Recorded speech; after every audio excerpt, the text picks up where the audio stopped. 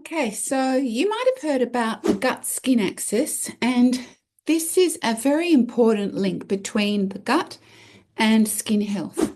So basically, when someone comes in to see me, and let's just say they're suffering with psoriasis, eczema, or dermatitis that they've had a long time, I will never not find out about their gut health.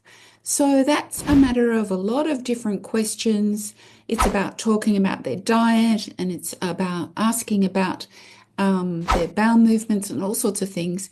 But I also might have to do some functional testing, and that means ordering a microbiome mapping test, perhaps. And this will give us information on if they have any type of infection going on in the system, in the gut, such as parasitic, bacterial, yeast. It could be SIBO, it could be viruses, all sorts of things. But also it gives us information on gut immunity.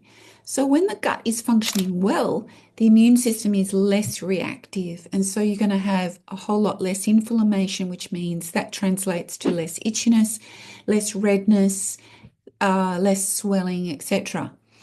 And there's also the question of the absorption of nutrients, which are so important for the skin. Your skin needs zinc, it needs essential fatty acids, it needs amino acids, vitamin D, B vitamins. And these all help the skin to repair and regenerate and regulate itself. So if your digestion is poor, and let's say you're not producing enough stomach acid, and say the lining is inflamed, the gut lining, then you may not be eating very well and still not absorbing what your body and your skin requires.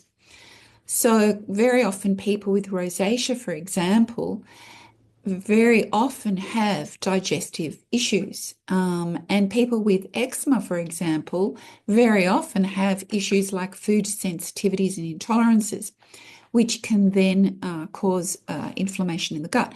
So other things like acne, it definitely is related to hormones, but yes, there could also be inflammation from the gut, insulin dysregulation, sluggish elimination of the bowels, etc.